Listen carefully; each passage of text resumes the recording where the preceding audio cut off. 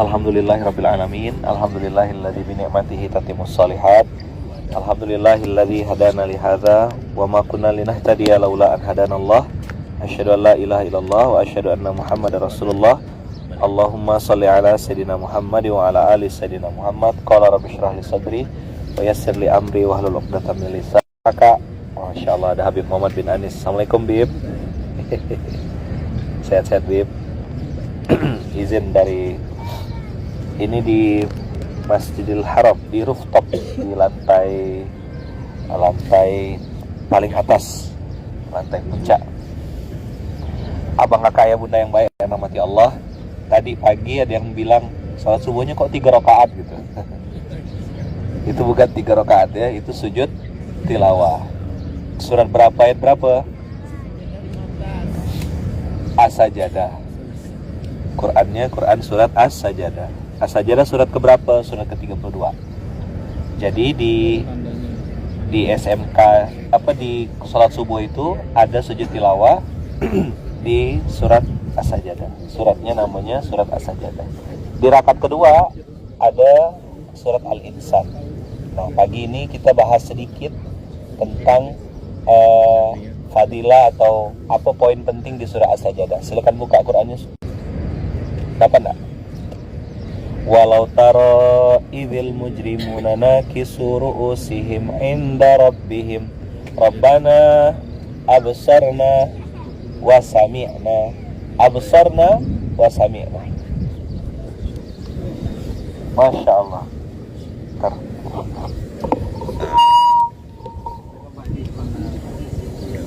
Langsung isi. Ustaz Riza. Masya Allah, Pak Febri. Kemarin cari-cari di Nabawi belum ketemu ya. Di Nabawi cari-cari belum ketemu kemarin, sampai nyusul ke hotel. Izinnya Pak Haji. Belajar bareng-bareng. Pak Haji harus cerita juga. Ini lihat gitu. Itu namanya absorna. Kita enggak mau lihat, tapi Allah pertontonkan.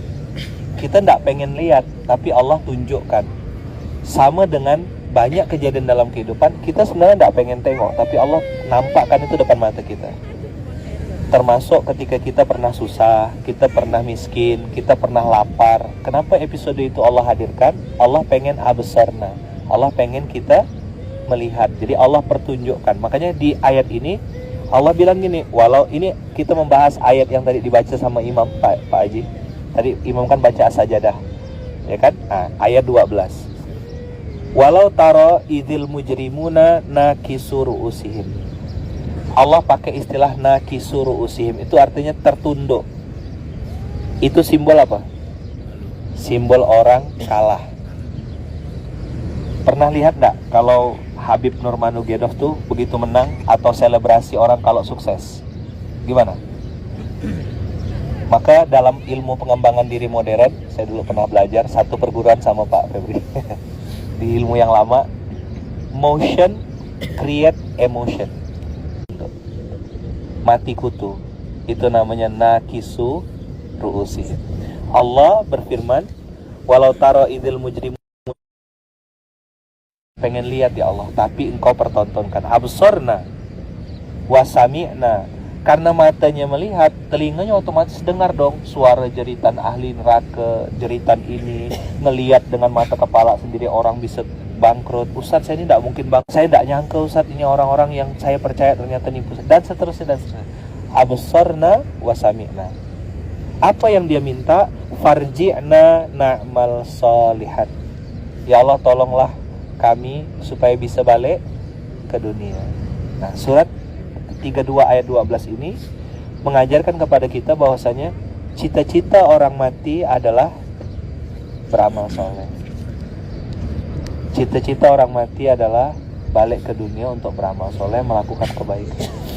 Kita udah pasti bisa tebak, abang kakak yang udah sering ngaji, udah sering dengarkan kajian, udah pasti paham amal soleh apa yang pengen dilakukan. Apa? Sedekah. Hari ini hari Jumat, nah silakan apa yang mau dibagikan, apa yang mau dikasih-kasih.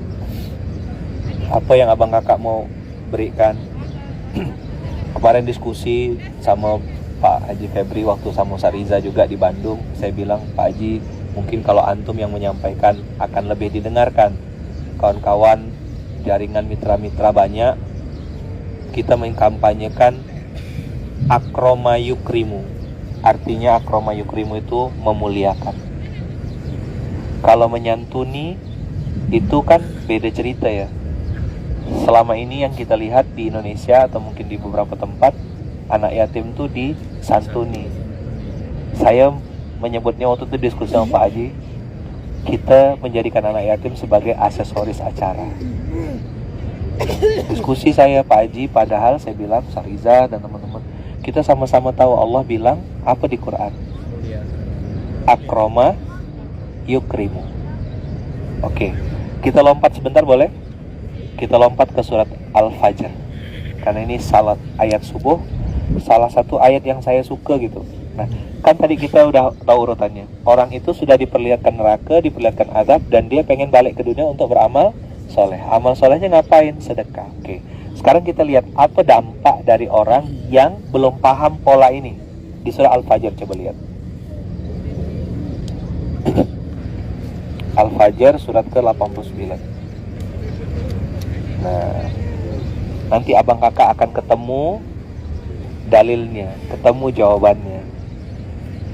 Sekali lagi ya, materi ini bukan untuk menghakimi orang lain. Materi ini dipakai untuk menemukan tersangka. Dan tersangka itu bernama saya. Siapa tersangkanya? Saya. Jadi saya pun sedang nunjuk muka saya. Maka saya bukan tour leader. Saya ini teman belajar antum. Jamaah juga sama kayak antum-antum juga sama. Cuma ada ayat-ayat Quran yang tadi disampaikan oleh imam. Yang itu kita screenshot, kita bahas satu ayat. Walaupun pelan-pelan kita bahas sama-sama.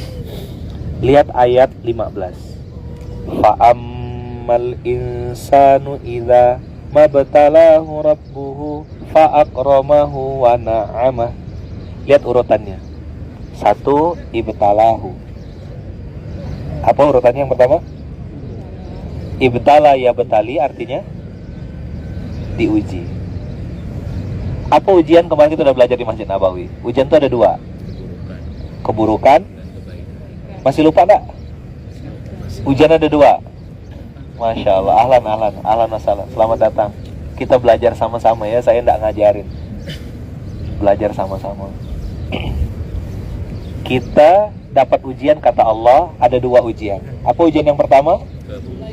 Ujian keburukan. Bisnis bangkrut, ditipu, dijatuhin orang, dan sekarang itu ujian yang pertama.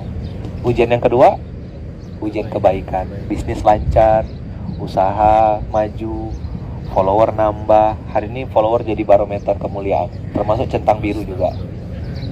Berapa followernya? Udah centang biru atau belum gitu. Jadi orang tuh ngelihat udah centang biru atau belum. Sampai beli followernya. Ahlan Ustaz. Izin Ustaz. Bisa beli ya centang biru ya? Follower bisa beli juga. Demi dapat kemuliaan. Udah ya. Fa'ammal insanu idza mabtalahu rabbuhu fa'akramahu. Ujian pertama adalah Allah uji dia dengan kemuliaan. Maksudnya dimuliakan tuh apa? Ada orang yang mau dengarkan omongan antum. Ahlan. Masya Allah Ustaz. Jazakumullah khair Ustaz. Izin Ustaz. Guys. Ustaz, pada kumpul semua di sini. Jadi salah tingkah saya ini. Izin saya nyampaikan sedikit. Alhamdulillah ini pertama kali ya saya. Fa'ammal insanu idza mabtalahu rabbuhu fa'akramahu. Apa kata-kata pertama? Akrama yukrimu. Allah muliakan. Jadi dari bangkrut jadi sukses, ditipu orang, diangkat orang, dijauhkan, dijauhi, sekarang dikerubutin. Dulu tak ada yang mau ngajak foto, sekarang sudah mulai banyak yang ngajak foto. Tadi tak ada yang mau noleh sama kita, jangankan ini, semut pun lari nengok kita gitu. Sekarang orang mulai pada ngefans, follow IG, kan gitu kan bahasa zaman sekarang kan. Saya sudah follow sejak 2 tahun yang lalu, saya sudah follow antum, saya jadi follower anak. Itu bahasa-bahasa akroma yukrimu. Seseorang diangkat Allah. Ada yang tanya saya, Ustaz, gimana caranya menetralisir pujian? Bagaimana rasanya supaya pujian atau kekaguman orang tuh jadi hambar di hati kita? Nah, guru saya mengajarkan kepada saya, dan saya nyampaikan ulang saja. Beliau bilang begini, supaya pujian itu terasa hambar, ingat-ingat bahwasanya kita dipuji dakwah biarkan. Nanti mengundang orang biarkan.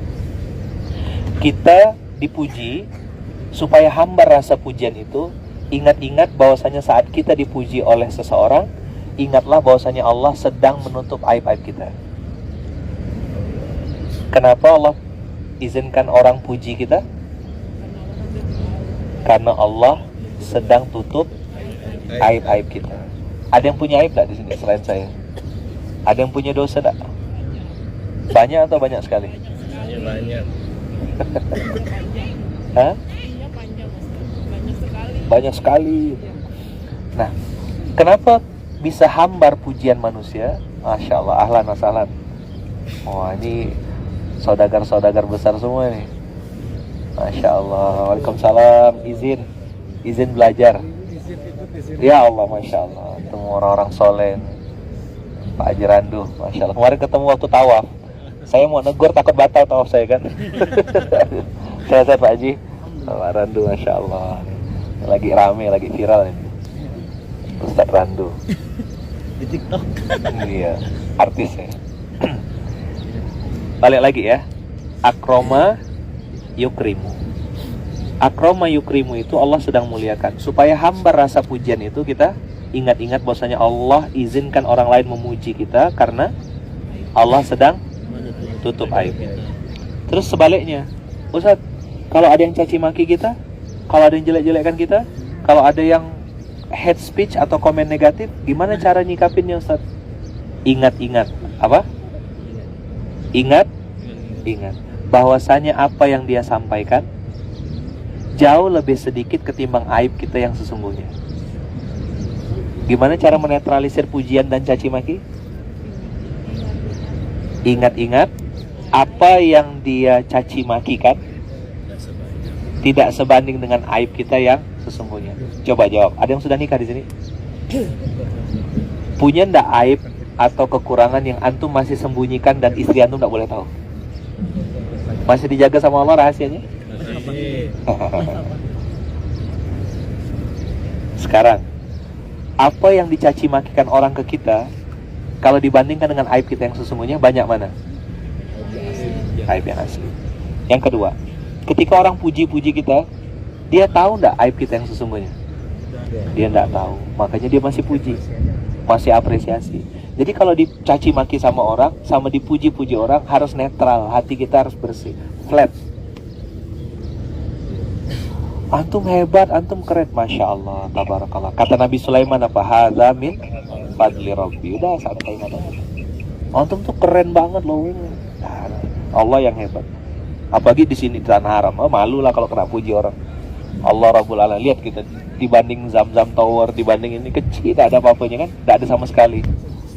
Di Indonesia mungkin kita dikenal, di Indonesia mungkin kita ini, tapi di sini sedikit pun. Udah ya, kita lanjut. Rabbana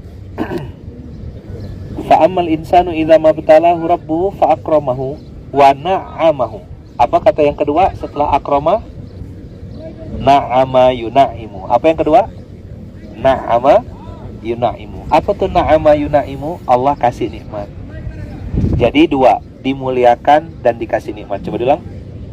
Dimuliakan dan dikasih nikmat. Apa yang dia bilang kepada Allah? Dia bilang apa? Ya Allah, Rabbana fayaqulu Rabbi akraman.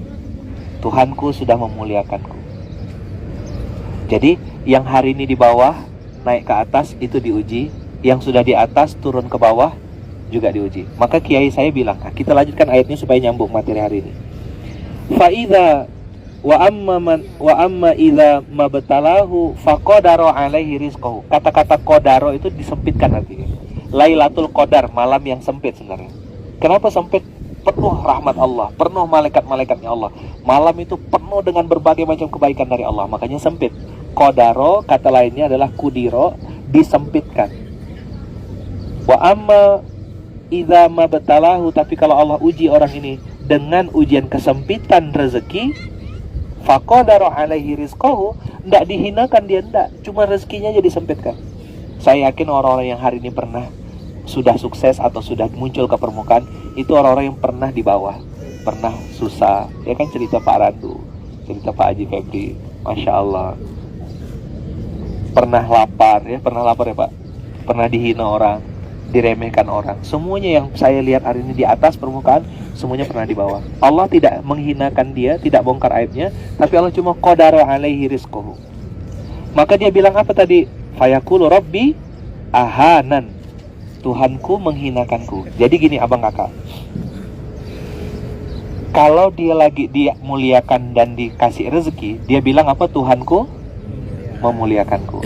Tapi kalau rezekinya disempitkan, satu aja Allah kasih, rezekinya sedang disempitkan, bisnis lagi sepi, tidak selaris manis yang biasa, maka dia bilang apa? Tuhanku. Maka orang ini agamanya bukan Islam. Agamanya apa? Untung rugi. Karena bagaimana dia cara dia menilai Allah? Cara dia menilai Allah adalah omset. Berapa saldo rekening, berapa uang yang dia terima, berapa kemuliaan yang dia dapat, berapa viral dia.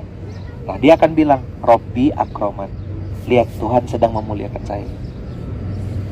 Tapi ketika kudiro alaihi rizquhu, kan gini, perdagangan itu kan tidak selamanya laris. Saya belajar gitu ya, tidak semua perdagangan kita tuh biasanya ada momentumnya. Tapi nanti ada amalan-amalan yang bikin momentumnya tuh kencang. Nanti biar Pak Febri sama Pak Randu yang cerita. Ada amalannya, ada rumus-rumus pengundangnya. Tapi saya mau ngasih tahu, sunnatullahnya itu naik turun.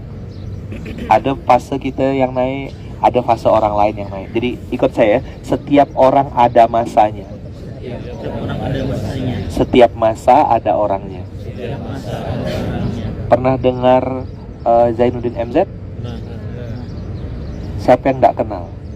Tapi sudah selesai masanya, ganti Ustaz Abdul Somad. Betul nggak? Pernah dengar dulu mungkin ada grup band God Bless atau Gong 2000. Kalau yang pernah dengar udah ketahuan umurnya tuh ya. Nggak tahu. Ahmad Albar ya? Ahmad Albar. God Bless. Ya kan? Setiap orang ada masanya, setiap masa ada orangnya. Nah, jadi Allah pergilirkan sebagaimana perang Badar menang, perang Uhud kemarin kita sudah belajar kalah. Betul enggak? Perang Uhud kalah enggak? Kalah. Setiap orang ada masanya, setiap masa ada orangnya. Maka faqadara alaihi rizquhu fayaqulu rabbi akraman. Jadi dia menilai Allah itu pakai untung rugi, enggak lagi pakai iman. Dia lihat kalau omset bagus, Allah baik sama saya. Gitu sederhananya. Kalau omset lagi turun, Allah jahat. Allah tidak baik sama saya. Na'udzubillahi min dzalik. Nah, kenapa? Ayo, ini yang saya mau bahas. Poin penting nih ya. Poin penting dari kajian pagi hari ini adalah kenapa orang itu bisa begitu. Mau tahu nggak? Kenapa dia bilang Allah baik sama saya nih? Ini kan macam-macam backgroundnya. Ada pengusaha tambang, ada yang bisnisnya buka usaha, ada yang bekerja, ada yang ngajar, ada yang mungkin. Kenapa orang itu bisa begitu? Kata Allah, bukan kata saya. Coba lihat, masih di surat yang sama. Coba antum buka ayat 89, surat 89 itu. Coba lihat. Kenapa dia bisa bilang Robbi akroman wa Robbi ahanan? Karena dia bilang di bawahnya kalla balla tukrimunal yatim. Ada sosok manusia yang disebut-sebut Allah, dan itu disebut Allah berulang-ulang, dan itu yang kemarin jadi diskusi kami. Saya juga dengan izin Allah dari awal merenung ayat ini dari 2012. Kenapa ada gerakan infak beras itu? Karena memang anak yatim itu dimuliakan, bukan disantuni.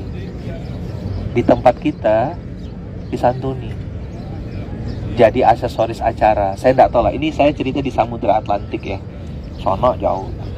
Jadi anak yatimnya naik pick up, datangnya jam 2, ikut acara dari awal. Nanti pas sesi buka puasa, yang bos-bosnya duduk di depan. Habis itu nanti anak yatimnya dipanggil, anak yatim, diusap-usap kepala, kasih amplop terus balik. Salah? Tidak juga mungkin. Tapi anak-anak itu jadi aksesoris. Dia tidak perlu uang sebenarnya. Oke, dia perlu uang, tapi yang paling mahal dan lebih mahal adalah dimuliakan. Gimana? Dijadikan anak asuh, diangkat seperti anak sendiri. Dia hanya perlu diusap pundaknya lalu ditanya, apa kabar sayang? Udah berapa juz hafalannya nak? Itu mahal. Nah, kita bikin namanya gerakan kabras, ada bikin namanya sedekah akbar, ada bikin namanya bahagia camp. Itu dalam rangka akroma yukrimu, memuliakan. Nah, bab memuliakan ini, abang kakak, ayah bunda semuanya, memang ujiannya Masya Allah, tabarakallah. Tadi malam ketemu sama Habib Abdurrahman, kan beliau cerita, anak yatim tuh katanya nakal-nakal, tapi dia disebut oleh Allah, memang itulah ujian kesabaran. Tapi rata-rata yang saya temuin juga, selain nakal, satu paket dia, pintar. Nah, telusuri lebih dalam, kenapa kok mereka bertingkah laku? Minta perhatian, karena mereka tidak punya kasih sayang seorang ayah, tidak punya kasih sayang seorang kakak, seorang abang. Maka akroma yukrimu, memuliakan ini PR panjang. Apalagi PR-nya, kenapa orang tuh bisa kayak gitu? Agamanya kok untung rugi. Wala tahadduna ala ta'amil miskin. Antum nggak mau nyumbang itu hak antum, tapi menghasut orang lain untuk tidak nyumbang, menghasut orang lain untuk tidak berbagi, itu dosa besar. Jangan nyumbang di situ, nanti tidak amanah. Jangan gitu. Kita menghasut orang. Kalau memang kita tidak mau, udah diam. Banyak ndak hari ini orang udahlah ndak nyumbang, menghasut orang lain supaya ndak nyumbang. Banyak ndak? Menghina juga. Menghina. Ria. Nanti ria. Sedekah diam-diam boleh ndak? Boleh. Siapa yang lakukan? Abu Bakar As-Siddiq. Sedekah terang-terangan? Boleh. Siapa? Umar bin Khattab. Yang ndak boleh itu diam-diam ndak sedekah. Setuju ndak? Orang sampai tanya sama saya, Ustaz, mana dalilnya? Buka surat 35 ayat 29 itu. Sedekah tuh punya 4 dimensi. Berapa? Sedekah atau infak tuh punya berapa? 4 dimensi. Diam-diam, terang-terangan. Dah? Di waktu lapang maupun di waktu sempit. Jadi semuanya pakai dan. Diam-diam dan sempit, terang-terangan dan diam-diam. Jadi boleh enggak sedekah diam-diam? Terang-terangan? Sedekah di waktu lapang? Sedekah di waktu sempit?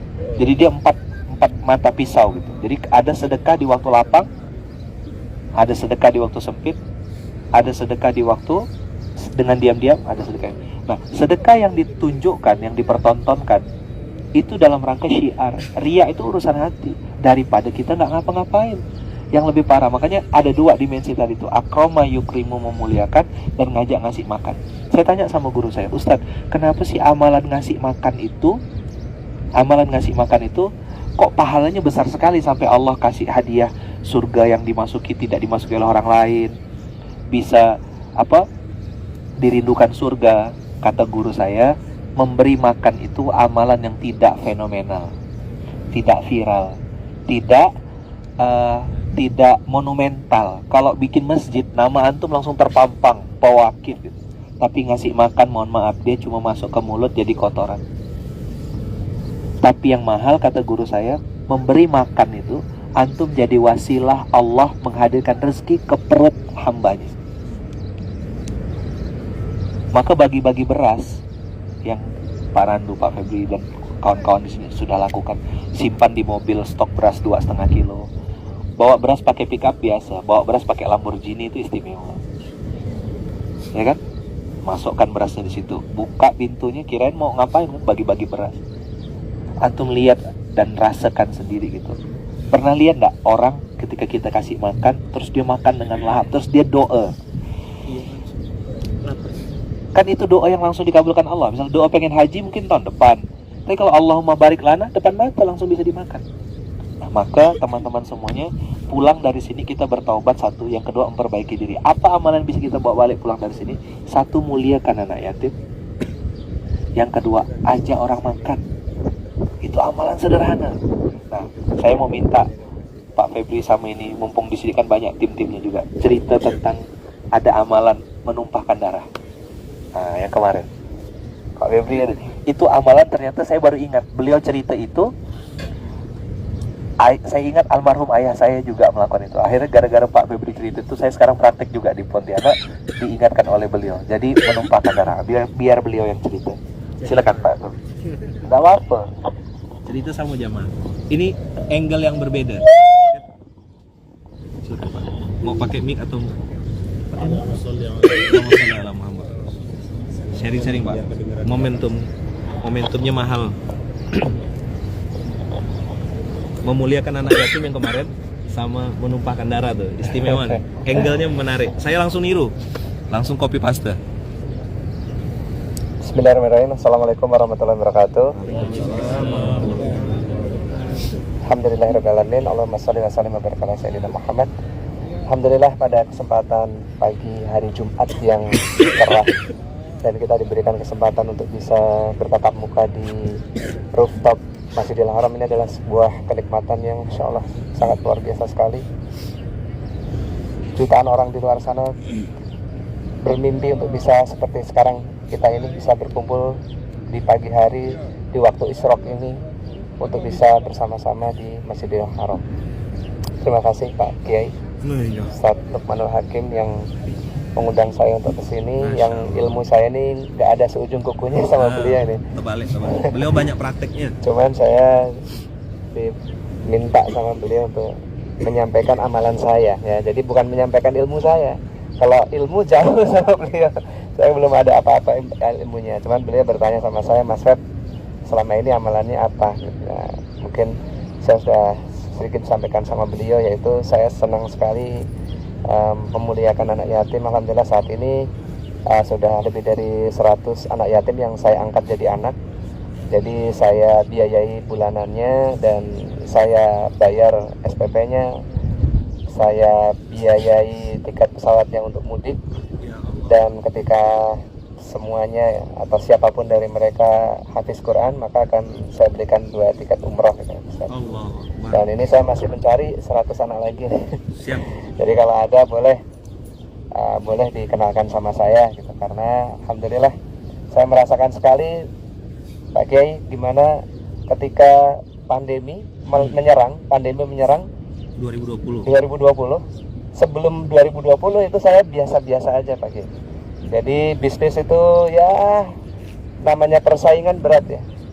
Tapi 2020, 2021, 2022 justru ketika orang lain terseok-seok dengan pandemi, justru bisnis saya meledak, melesat.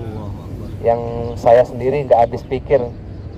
Mungkin kalau boleh nggak usah ditanya nominalnya berapa, tapi setiap bulan mau beli Ferrari sama Lamborghini tiap bulan satu bisa gitu. Dari keuntungannya gitu. Makanya mungkin kalau sahabat-sahabat lihat di Instagram saya, Pak Febrian kok di rumahnya ada Lamborghini 3, Ferrari 3 dan lain sebagainya, itu sebenarnya barang dagangan ya. Jadi beli jual lagi gitu. Alhamdulillah untungnya satu mobil itu bisa 1 miliar gitu. Alhamdulillah. Karena saya langsung impor langsung dari UK gitu ya. Dan itu semuanya cash, nggak ada yang riba satupun ya Pak Kiai ya. Nah, Cash no riba. apa yang berbeda gitu dari sebelum 2020 dengan 2020 ke sini. Nah, 2020 anak pertama saya masuk pondok, Ustaz.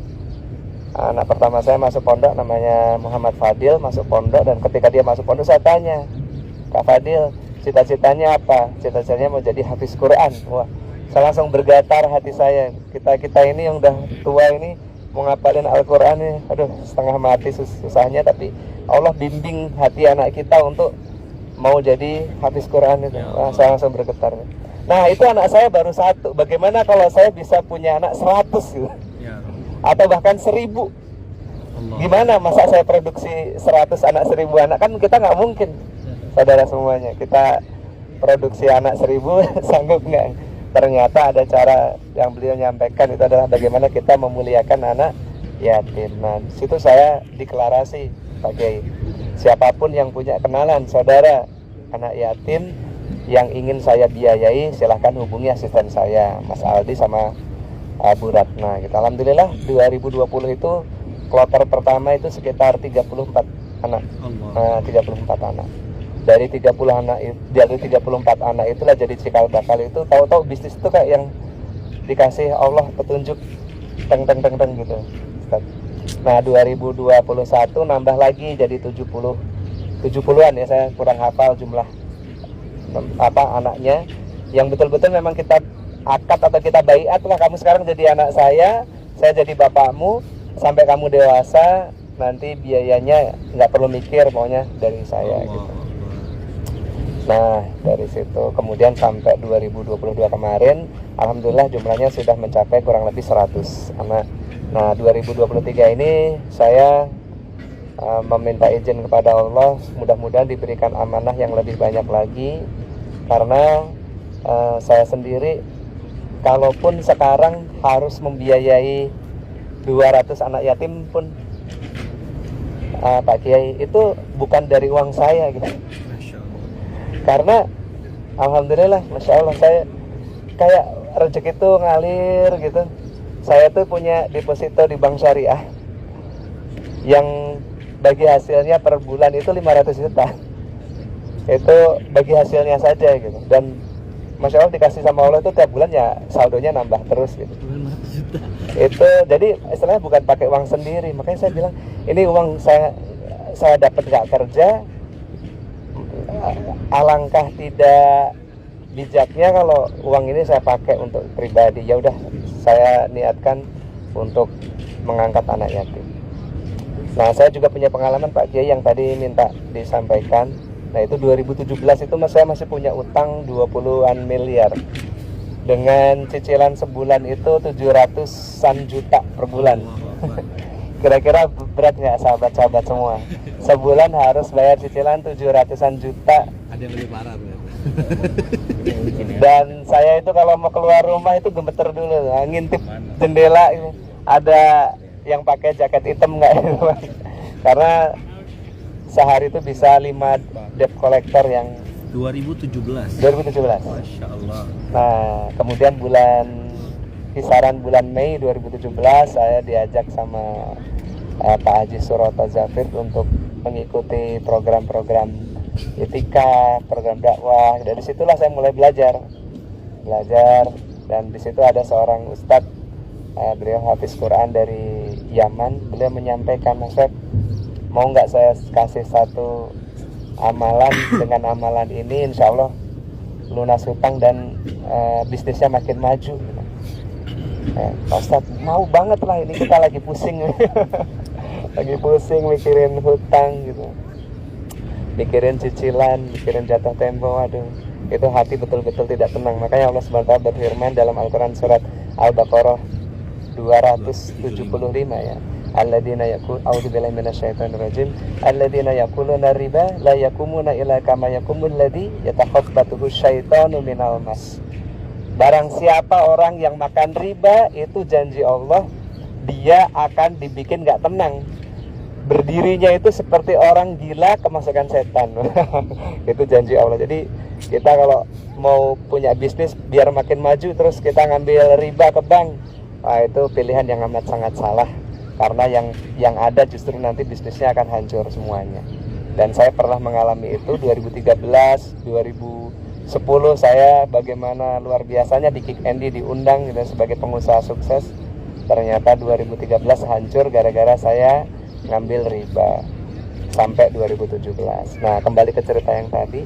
Nah Ustadz Maulana Nasir Hafizahullah menyampaikan, Mas Feb, di dalam Al-Quran itu banyak sekali ayat-ayat yang tersirat, ya, seperti surat Yasin. Nah, di dalam surat Yasin itu kita tidak disampaikan bagaimana bacalah surat ini supaya urusan kalian diberikan kemudahan oleh Allah. Nggak ada, tapi baginda Rasul yang menyampaikan.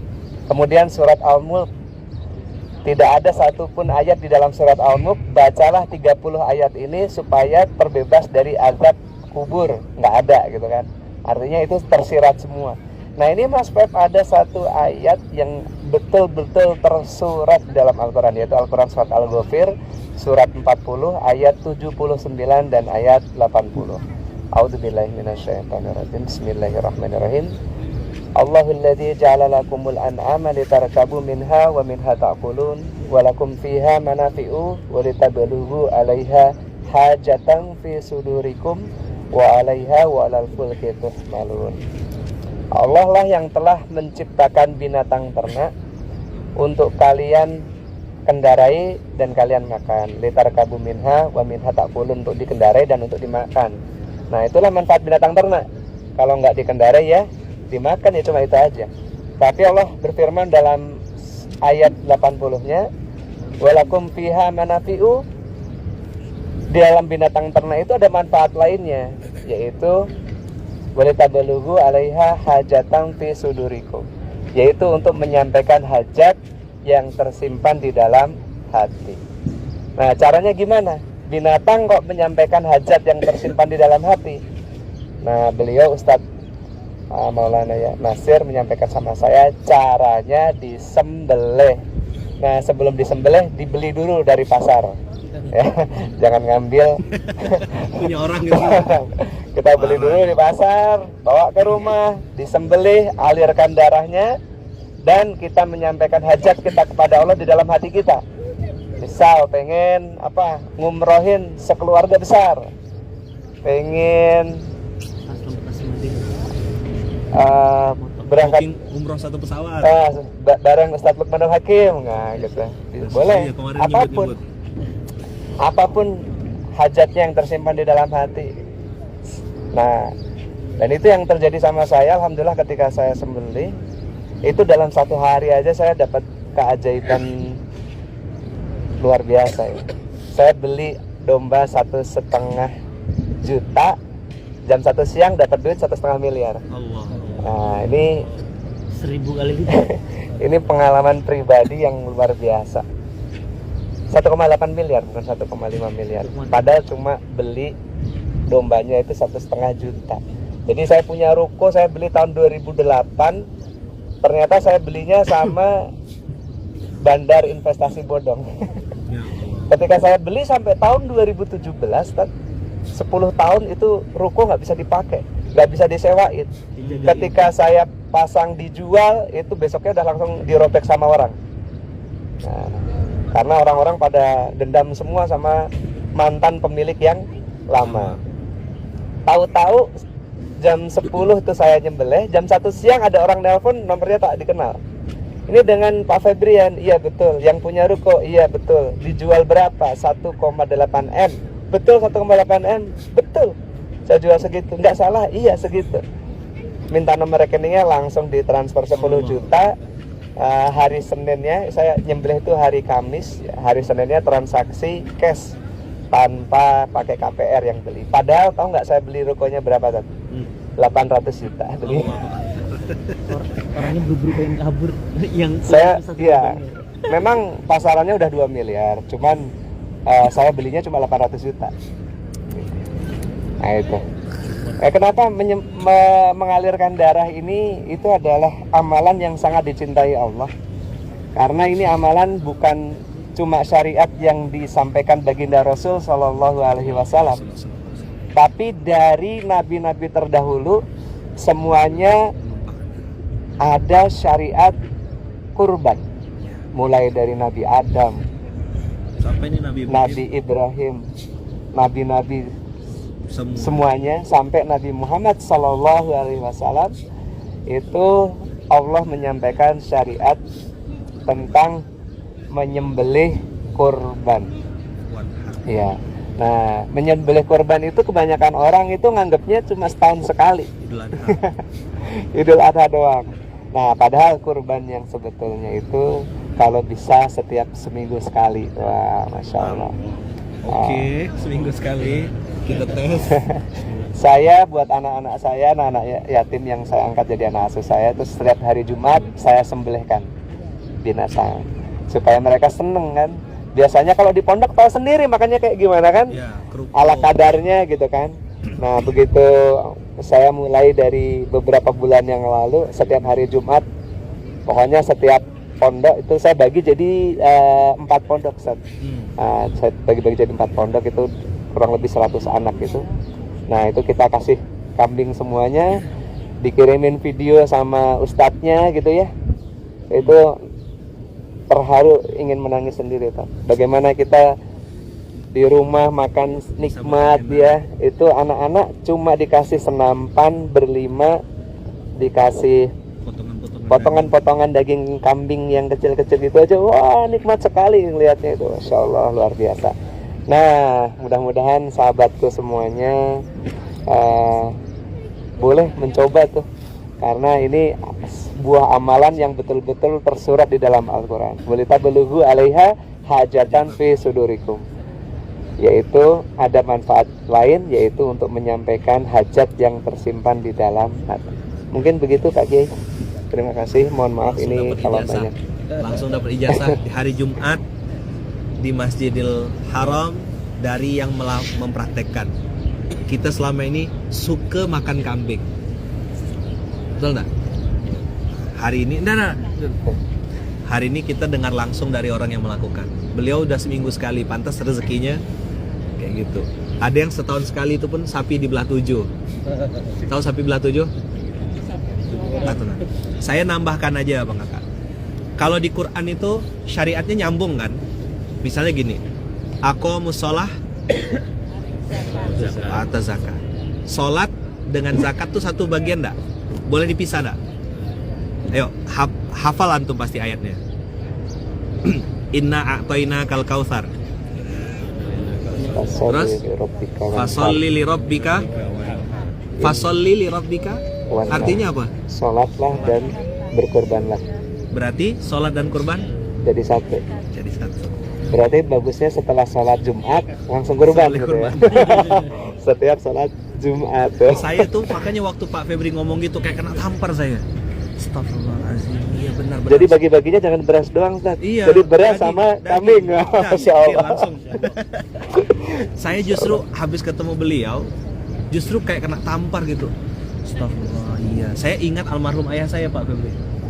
Almarhum ayah saya dulu tuh minimal sebulan sekali tuh nyembelih kambing. Pakai tangan beliau sendiri yang nyembelih. Ada mandaunya khusus tuh. Jadi beli kambing memang sembelih. Bagi-bagikan. Nah mungkin ayahanda, Ustadz ini pas nyembelih, jadikanlah anakku anak yang soleh dan orang yang menjadi asbab hidayah untuk umat. Nah jadilah beliau gitu. Nah itu mungkin kita, jadi untuk kita menyembelih binatang ternak ini nggak harus kita berpikiran untuk dunia. Bisa jadi kita nyembelih, kita pengen anak kita jadi anak-anak yang soleh hafiz Quran. Nah itu insya Allah mungkin dari situlah Allah membimbing hati putra putri kita menjadi anak-anak yang soleha dan hafiz Quran, mungkin dari sedekah binatang ternak yang kita alirkan darahnya, insya Allah. Mudah-mudahan menjadi amal soleh untuk kita semua. Dan ada satu lagi Abang Kakak, saya waktu itu makanya pas beliau cerita tuh, saya nggak pakai diskusi, nggak pakai apa, langsung telepon adik saya, Bal, ada nggak kambing harga sekian? Saya masih di Bandung, langsung telepon adik saya, nggak ada mau tunda-tunda saya, Bal, tolong siapkan kambing, nanti abang balik ke Pontianak, abang sembelih. Ada nggak yang waktu itu saya kirim fotonya kan? Yang waktu itu abang kirim di grup kan? Nah itu saya dapat inspirasi dari beliau. Ingat satu amalan ayah. Nah ada hadis, ada juga yang mengatakan ini. Tapi dalam riwayat itu dikatakan bahwasanya darah kurban itu belum jatuh ke tanah sudah langsung diterima Allah Pak. Saking cepatnya. Jadi tidak ada satupun amalan yang itu tuh jatuh darahnya ke tanah sebelum jatuh. Jadi kan darah dengan tanah tuh kan jaraknya sangat dekat. Belum jatuh darahnya ke tanah langsung. Terus kalau di Quran, sebentar ya saya bukakan Qurannya. Tadi tuh yang antum catat ya, Quran yang disebutkan Pak Febri tadi itu surat 40, surat Ghafir ayat 79 sampai 80. Nah, syariat kurban, izinnya sebentar saya bukakan ininya. Nah, saya bukakan ini. Nah, saya buka ininya aja, buka ayatnya. Ini luhumuha, ada kata-kata lahmun. Luhumuha 22 ayat 37. Masya Allah. Surat ke-22. Surat ke-22 abang kakak buka. Ini kita kasih tanda dulu 7880. Ini sampai saya lipat nih. Memang sudah saya remind ingat-ingat amalan 7980. Sekarang buka Quran surat 22 ayat 37 Al-Hajj 22 ayat 37.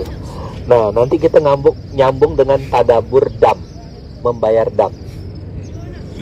Tapi jangan tersinggung ya. Boleh nggak saya bahas? Tapi jangan tersinggung.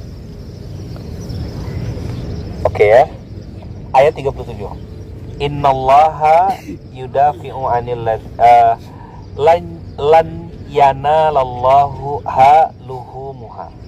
La yanalallaha luhumuha wala dima'uha walakin yanaluhu taqwa minkum. Jadi yang Allah terima itu bukan daging dan bukan darahnya.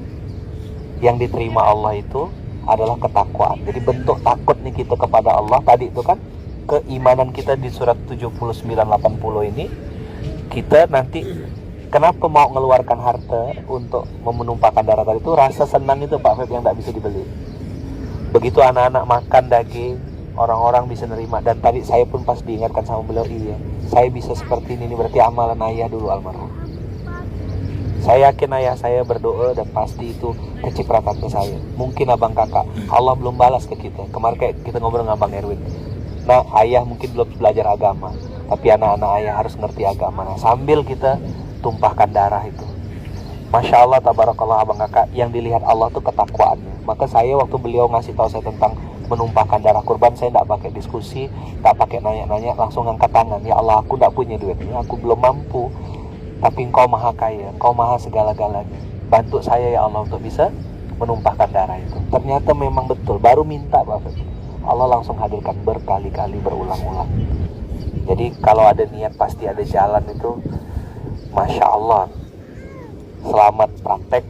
Jadi 22-37 sambungan dari Ghafir 40 ayat.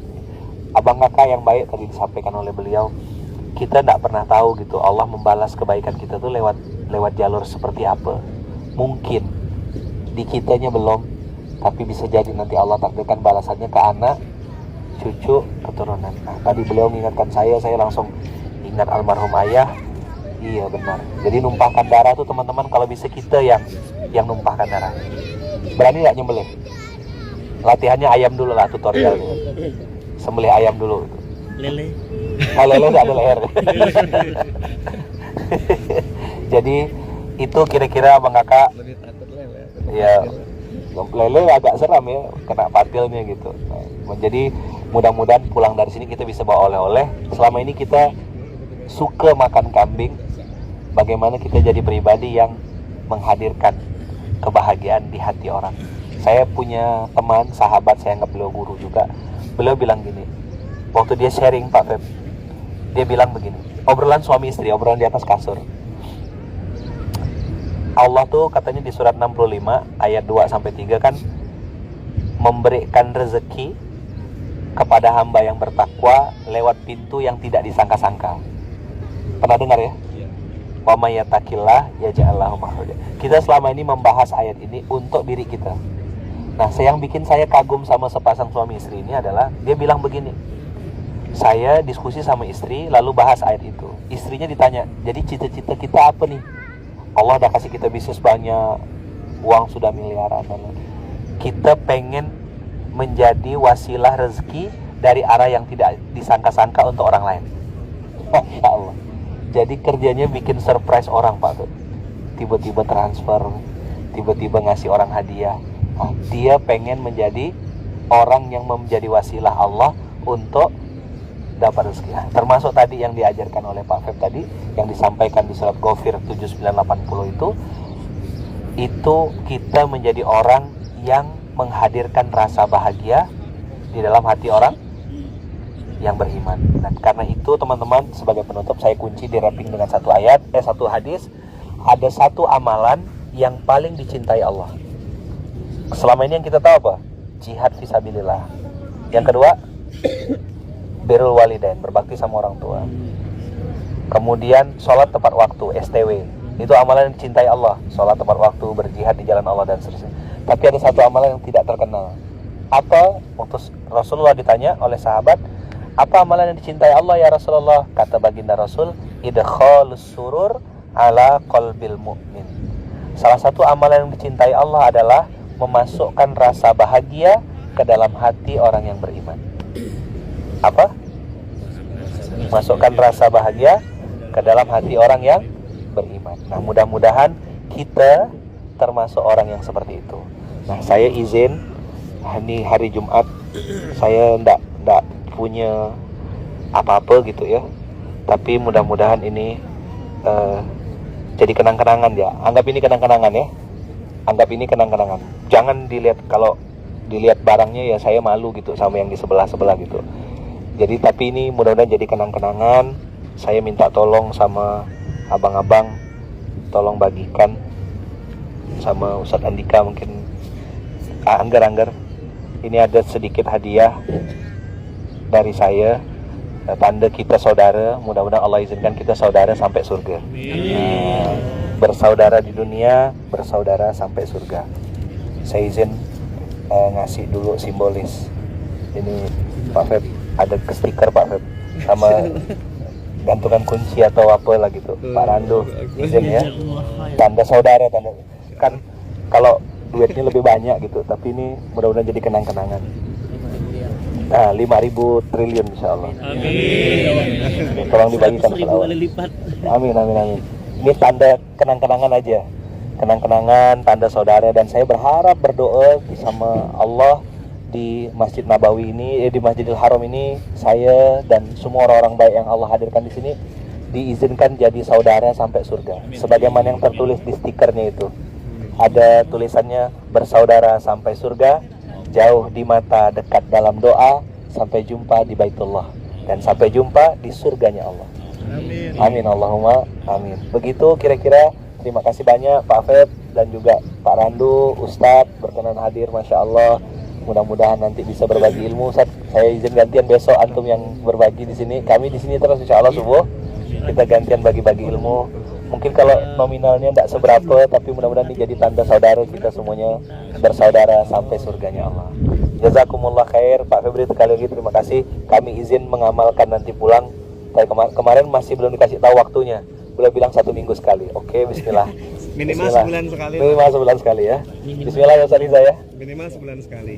Siap. Kalau Tidak bisa, untuk didiskusikan ini pokoknya. siap. Kalau bisa seminggu sekali ya. Mas. Seminggu sekali kita menghadirkan bahagia ke dalam hati orang beriman. Kalau dulu kecil kita dapat angpau, nah ini mungkin ya dapat stiker gitulah, tanda saudara aja.